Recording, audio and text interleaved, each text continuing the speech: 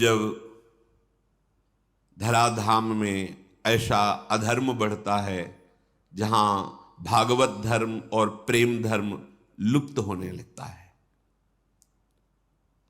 दुष्टों का विनाश कोई खास बात नहीं भगवान के लिए। भगवान कहते हैं जब जब धर्म की हानि होती है, यदा ही धर्मस्य, कौन से धर्म की? भागवत धर्म की, प्रेम धर्म की।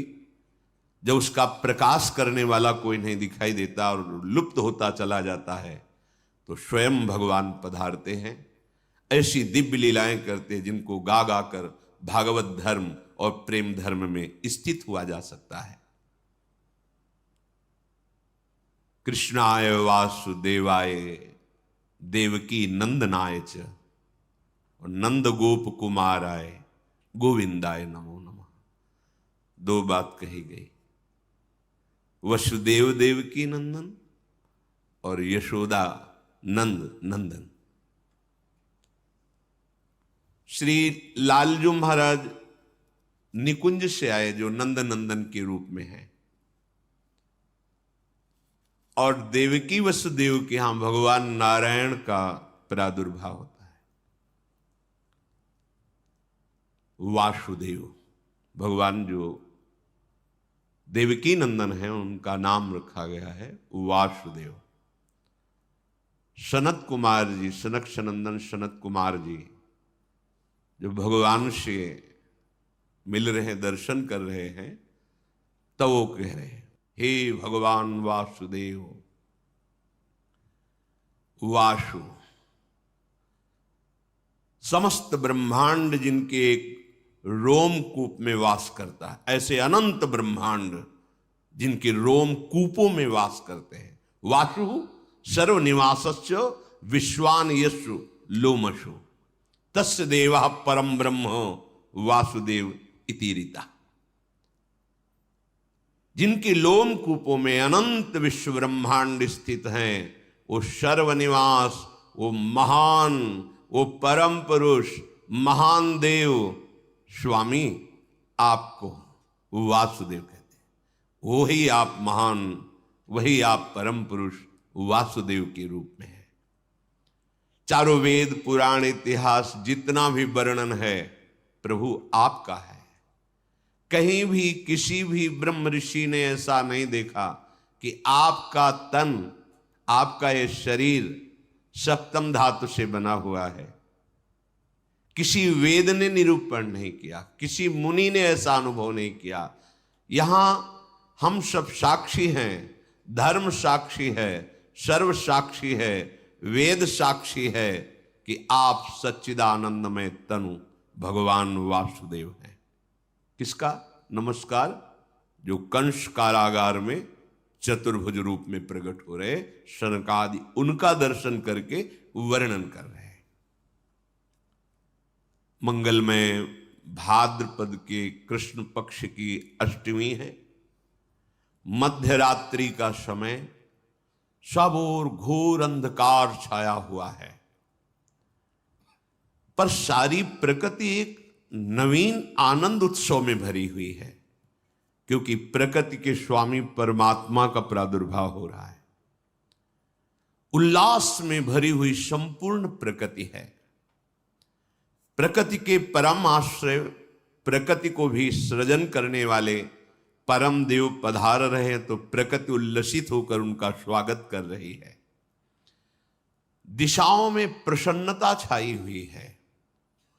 यद्यपि बहुत ही आसुरी प्रवृत्ति का बोलबाला है, एक से एक बड़े भयंकर असुर प्रकृति के अधिकार संपन्न जन है। भौमासुर, बड़े बड़े जरासंध, कितने कितने ऐसे, और कंस के तो बल से प्रभावित होकर अपनी पुत्रियों का ब्याह जरासंध ने किया था। महान बलि जरासंध। सब तरफ दुख, क्लेश, अशांति फैली हुई है, पर प्रभु का अवतार हो रहा है तो इस समय आनंद ही आनंद छाया हुआ है। स्वयं नदियों का जल निर्मल हो गया। सरोवरों में रात्रि में ही कमल खिल उठे। वृक्षों की शाखाएं बिना ऋतु के पुष्प और फल से संपन्न हो गई। जो भजन करने वाले यत्र तत्र साधु महात्मा हैं, उनको एक अलौकिक आनंद की अनुभूति हो रही है, क्योंकि उनके प्राणाराध्य प्रकट हो रहे हैं। वायु सेवा कर रही है, शीतल मंद सुगंध प्रवाहित हो रही है। देवताओं की दुंदुभियां बिना बजाए अपने आप बजने लगी, क्योंकि सर्वलोक महेश्वर का प्रादुर्भाव हो रहा है। गंधर्व किन्नर एक अलौकिक प्रेरणा से गान कर रहे हैं, नृत्य कर रहे हैं। रात्रि के समय सिद्ध चारण, बड़े बड़े पदाधिकारी लोक के लोकपाल जो ईश्वर कोटि के हैं, सब स्तवन कर रहे हैं। एक अद्भुत जो समाधि में आनंद प्राप्त होता है महत योगी जनों को, आज सबको स्वाभाविक एक शीतलता, शांति, एकाग्रता, परमानंद की अनुभूति हो रही, क्योंकि भगवान का प्रादुर्भाव हो रहा है। अनंत सूर्य, अनंत चंद्रमाओं जैसा जहां कंस का कड़ा पहरा है, राक्षसी स्वभाव के मायावी द्वारपाल हैं, जो कोई सूक्ष्म रूप धर के भी आ जा नहीं सकता है, ऐसे मायावी हैं कंस के पास, जो उस समय वर्तमान में द्वारपाल लगे हुए हैं, क्योंकि उसको भय ये आखिरी संतान है, यही मेरी मृत्यु का कारण होगी, बहुत सावधान है। जैसे अनंत सूर्य चंद्र एक साथ प्रकाशित हो गए हों, ऐसे मथुरा में कंस कारागार में दिव्य प्रकाश प्रकट हुआ। देखा शंख चक्र गदा पद्म धारण किए हुए चतुर्भुज, विशाल नयन, वक्षास्थल पर दिव्य श्रीवत्स चिन्ह, भृगुलता, भृगु जी के चरण चिन्ह, रत्नहार धारण किए, विविध आभूषण, दिव्य कांति, किरीट मुकुट कुंडलधारी, अंग अंग से सौंदर्य और ऐश्वर्य टपक रहा है। सौंदर्य और ऐश्वर्य अंग अंग से, ऐसा दिव्य अद्भुत रूप देखकर वसुदेव देवकी कितने कष्ट में थे। विचार कीजिए कितने कष्ट। ऐसे दुष्ट स्वभाव के शासक, और उसको भय है कि इनसे संतान जो होगी वो मेरी मृत्यु का कारण, बड़ा कष्टमय जीवन, घोर अंधकार में जेल में हथकड़ी बेड़ी पड़ी हुई। हमें थोड़ा कष्ट होता है, हम भगवान को शिकायत करने, ये इतने महान तप संपन्न है कि भगवान की पिता होने का सौभाग्य, पर कैसा कष्ट है, घोर पहरा है। उस अंधकार में ऐसे तेजो में रूप को देखकर अद्भुत आनंद वसुदेव और देवकी जी को हुआ। भगवान प्रकट होकर उन्हें अभय वचन दे, अब आप डरो मत, जहां मैं पधारता हूं वहां क्लेश परंपरा ही खत्म हो जाती है। तुम्हें याद कराने के लिए बता रहा हूं, तुमने पूर्व में हमारे को प्राप्त करने की तपस्या की है। भगवान के इशारे से उनको पूरा बोध हो रहा है। तुम कंस के भय से अधीर हो रहे हो। कंसादह मधीरधी, अब तुम्हें किसी से भयभीत होने की जरूरत नहीं। जो मुझे स्वीकार कर लेता है, जिसे मैं स्वीकार कर लेता हूं, काल का भी उसके ऊपर भय नहीं रहता। अब तुम प्रसन्न हो जाओ। देखते देखते भगवान चतुर्भुज रूप से अंतर्धान होकर बाल रूप हो गए, रुदन करने लगे। भगवान का वो बाल रूप द्विभुज, चतुर्भुज ऐश्वर्य रूप, द्विभुज बाल रूप देवकी की गोद में। अब तो देखकर बहुत ही अधीर हो गए, क्योंकि वात्सल्य उमड़ा तो ऐश्वर्य का विस्मरण हो गया। ऐश्वर्य रूप इसीलिए दिखाया कि तुम भय मत करो, मैं सर्वलोक महेश्वर भगवान हूं। पर जीव ही बाल रूप में इंद्र नीलमणि कांति स्वरूप, अब तो अधीर हो गए और रुदन करते हैं कि प्रभु, जहां ये सूर्य उदय हुआ, द्वारपालों ने बताया जाके तहां वो दुष्ट आएगा और आपको मार देगा। मैं बहुत अधीर हो रहा हूं प्रभु, मेरा ज्ञान कार्य ही नहीं कर रहा है, क्योंकि वात्सल्य, वात्सल्य के आगे ये सब नहीं चलता। भगवान का ऐश्वर्य भी वात्सल्य के आगे नहीं चलता। प्रभु मुझे आपकी रक्षा के लिए बहुत भय है। प्रभु ने कहा यद्यपि तुम्हें भयभीत नहीं होना चाहिए, पर आप वात्सल्य के कारण भयभीत हो रहे हो तो मुझे गोकुल पहुंचा दो और वहां मेरी महाशक्ति योग माया प्रकट हुई है, तुम उसको ले आओ, मुझे वहां पहुंचा दो, तुम निर्भय रहो। भगवान का शिशु रूप जो देवकी की गोद में था, कितना कष्ट। अखिल लोक आनंद सिंधु गोद में है, वो कह रहे मुझे अभी पहुंचा दो। वसुदेव जी की गोद में प्रभु को विराजमान करती है, हृदय में कितनी पीड़ा होगी। नवजात शिशु अभी आंखों से ओझल, जिसके दर्शन मात्र से परमा आह्लाद परम सुख, वो अभी जा रहा है। विचार करो, ये भगवदानंद कायर पुरुषों को प्राप्त नहीं होता, ये शूरवीरों को प्राप्त होता है, जो हर स्थिति में प्रभु की सुख का चिंतन करते हैं। अपने सुख दुख की तो परवाह ही नहीं जिसे, तभी साधु संग से भजन करते करते ऐसी स्थिति होती है। भगवान वसुदेव जी की अब गोद में है। वसुदेव जी भगवान की महिमा का स्मरण करते हैं, हृदय से लगाते हैं, तुम्हें कैसे दूर करूं, तुम्हें कैसे छोड़ के आऊं। इतना तो कष्ट भोगते रहे, अन्य पुत्रों का वध कर दिया गया, अब आनंद सिंधु आप मेरे हृदय से लगे, और वो भी अब हम ही आपको जाके छोड़ करके वापस आपको आए, पर आपके सुख के लिए हमें जाना पड़ेगा। पर जाऊं तो कैसे जाऊं?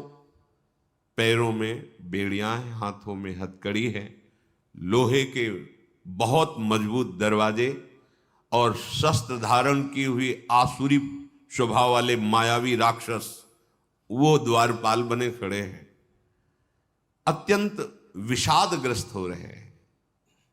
ऐसा सोचते ही देखा कि हथकड़ी और बेड़ियां टूटकर गिर गई, प्रसन्नता हुई। कदम आगे बढ़ाए तो देखा अपने आप दरवाजे खुल गए, बड़े विशाल लोह कपाट अपने आप खुल गए। जिसके छाती में अखिल लोकों के स्वामी प्रभु बाल रूप से विराजमान है, अब उसको कौन सा बंधन बांध सकता है? जो भगवान को अपने हृदय में चिंतन के द्वारा सदैव बसाए रखता है, उसको मोक्ष के लिए कोई प्रयास नहीं करना पड़ता, सारे बंधन अपने आप कट जाते हैं। इसलिए कई बार सत्संग में निवेदन किया है कि हमारी साधना का फल है अखंड स्मृति। हर समय प्रभु के चिंतन में रहते हुए जो भी व्यवहार कार्य है वो करे, कोई नहीं बांध सकता। जब तक प्रभु का स्मरण हृदय में नहीं है, तब हजारों लाखों साधनाएं कर लो, प्रयास कर लो, ये माया का बंधन खुलने वाला नहीं।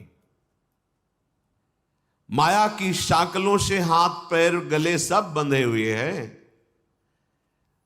काम वासना क्रोध लोभ मोह मद मत्सर, ये ऐसे मायावी द्वारपाल हैं कि आपको निकलने ही नहीं देंगे।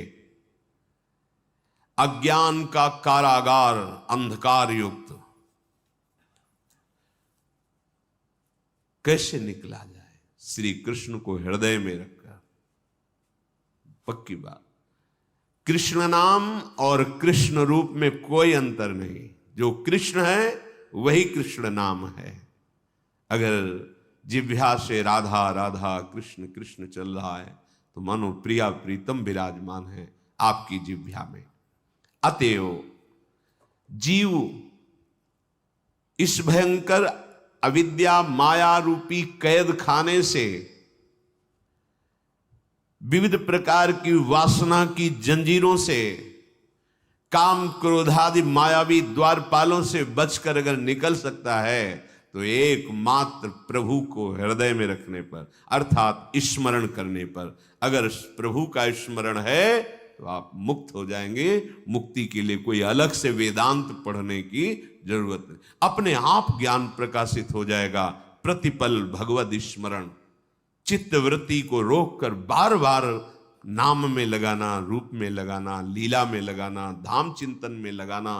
कोई मोक्ष के लिए प्रयास करने की जरूरत नहीं, अपने आप आपको अनुभव होगा कि जो परमार्थ का परम लाभ है वो प्रकाशित हो रहा है। दरवाजा खुला, वसुदेव जी लालजू को लेकर बाहर निकले तो डर रहे थे कहीं पहरेदार देख ले तो प्रहार कर देंगे, पर वहां देखा सब बेशुद्ध है, मूर्छावस्था को प्राप्त है। धीरे धीरे निकलकर बाहर आए, दबे पांव, कोई जान न जाए। अपराकृत परमानंद विग्रह प्रभु को बार बार ऐसे देखते हैं, हृदय से लगाए हुए आगे बढ़ रहे हैं। पद पद पर आनंद की उमगन हो रही वसुदेव जी के हृदय में। समझिए, जब कोई भगवद स्मरण परायण होता है तो प्रति कदम, प्रति श्वास, प्रति क्षण एक अद्भुत आनंद। अब प्राकृतिक उदाहरण तो बैठता ही नहीं, पर कई बार सत्संग में कहा, जैसे दूध को अग्नि पे चढ़ाओ तो उफान आती है, ऐसे आनंद की उफान हृदय में आती है जब मेरे प्रभु और उनका स्मरण और कहीं उनकी रूप की झलक, तब तो फिर ब्रह्मादिक के भोग शब विषम लागत ताई, नारायण ब्रज चंद की लगन लगी है जाए। अभिमान का भार उठाकर संसार पथ में चलते चलते पग पग पर दुख कष्ट संकट विपत्ति भोगते भोगते थक गए। अब छोड़ो, अपना भार श्री कृष्ण के ऊपर छोड़ो, श्री कृष्ण का चिंतन करो, तो पग पग पर परमानंद की अनुभूति होगी। वसुदेव जी को अपार सुख हो रहा है। श्री कृष्ण को हृदय से लगाए हुए महामहिम ब्रज की तरफ चल पड़े। घोर अंधकारमयी रात्रि, धीरे धीरे बढ़ रहे हैं कि कहीं कोई मथुरावासी किसी कारण से बाहर निकले और देख ले तो अमंगल हो जाएगा। इसी समय मेघ गर्जना हो रही, भयंकर वर्षा शुरू हो गई, क्योंकि कोई बाहर निकल ही ना पावे। पैर की भी आहट नहीं, इसलिए मेघ गरज रहे हैं। अंधकारमयी रात्रि, किधर पैर रखे दिखाई ही नहीं दे रहा है। बीच बीच में बिजली चमक जाती है, जिससे रास्ते का पता चलता है। जब वर्षा प्रारंभ हुई, वसुदेव जी ने अब कहां तक ऐसे छुपाए, लगा कि नवजात लाला है, वर्षा में कुछ दुख पहुंच सकता है, ऐसा विचार कर रहे हैं। अचानक देख रहे हैं कि आसपास तो बूंदे गिर रही, पर ऊपर बूंदे नहीं गिर रही। सोचा इस लाला का ही चमत्कार होगा, पर बात यह हुई कि 1000 फण फैलाकर भगवान शेष जी पीछे से फणों की छाया किए हुए, वसुदेव के अंग में ही एक बूंद नहीं पड़ रही, फिर लाला की तो बात जाने दो। ये अनंत देव भगवान शंकरषण है, जो भगवान का ही दूसरा स्वरूप है, पर अनादि सिद्ध ये दासत्व भाव से है। प्राण प्यारे प्रभु की सेवा सदैव इनका जीवन है। क्षीर समुद्र में गौर वर्ण धारण किए हुए जब जब अवतार लेते तब भी गौर वर्ण होता है, चाहे लखन लाल के रूप में या बलराम के रूप में। भगवान की शैया बने रहते हैं, भगवान इन्हीं पर शयन करते हैं। सय्यासन परिधान पादुका छत्र चामरैहि किम नाभूस्तस्य कृष्णस्य मूर्ति भेदैस्तु मूर्तिषु। ये भगवान अनंत हमारे प्रभु की पादुका बनते हैं, यही सैया बनते हैं, यही आसन बनते हैं, यही प्रभु के वस्त्र बनते हैं, यही छत्र चवर विविध रूप धारण करके हमारे प्रभु श्री कृष्ण की सेवा करते हैं। भगवान शेष संकर्षण अनंत महिमा युक्त। वसुदेव जी को पता नहीं चल रहा कि हमारे पीछे भगवान अनंत शास्त्र फण ऐसे फैलाए हुए चल रहे हैं। उनको लगा लाला का कोई चमत्कार है, बाहर तो बूंदे पड़ रही पर हमारे ऊपर ले। अब लाला को मस्तक पर धारण कर लिया।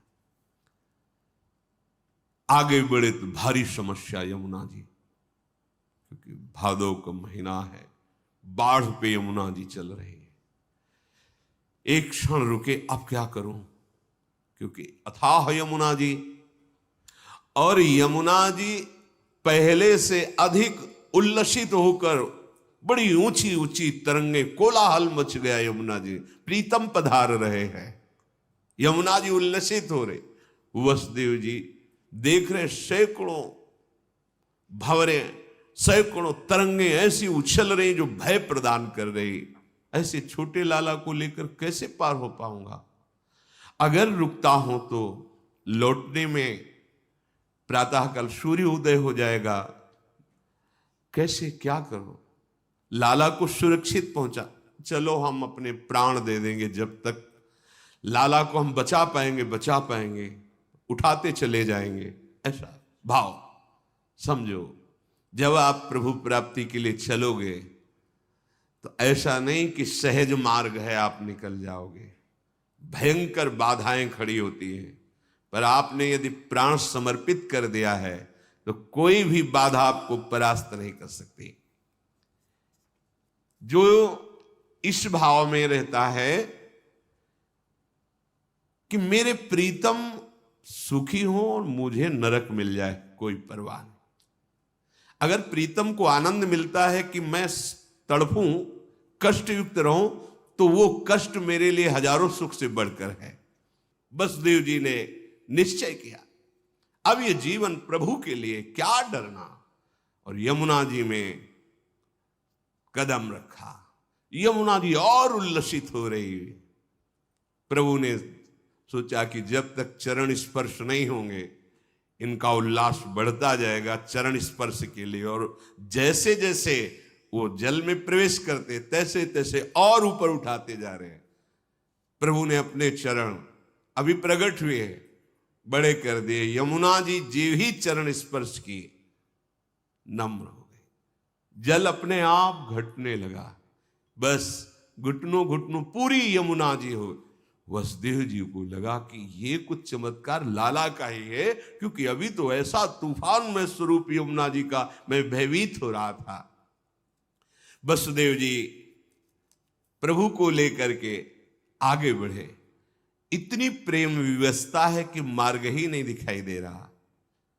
तो ये बिजली चमक चमक करके उसी मार्ग में चमक रही जहां जाना है, वो आगे आगे रास्ता बेशुद्ध है, देह भाव विस्मृत है, परम आत्म सुख का स्वरूप श्री लालजू महाराज उनकी गोद में है।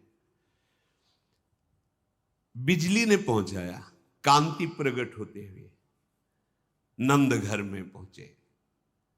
वहां भी देखा आश्चर्य, कोई नहीं जग रहा, सब सो रहे हैं, अर्थात सब मूर्छित है भगवान की योग माया से। धीरे धीरे कोई जग न जाए, प्रभु को लिए हुए आगे पहुंचे। नंद भवन में पहुंचे, वही विकलता फिर प्रारंभ, ऐसे सुंदर शिशु को यहां विराजमान करके इनको छोड़ के जा, पर चलो इनका सुख हो, इनका मंगल हो।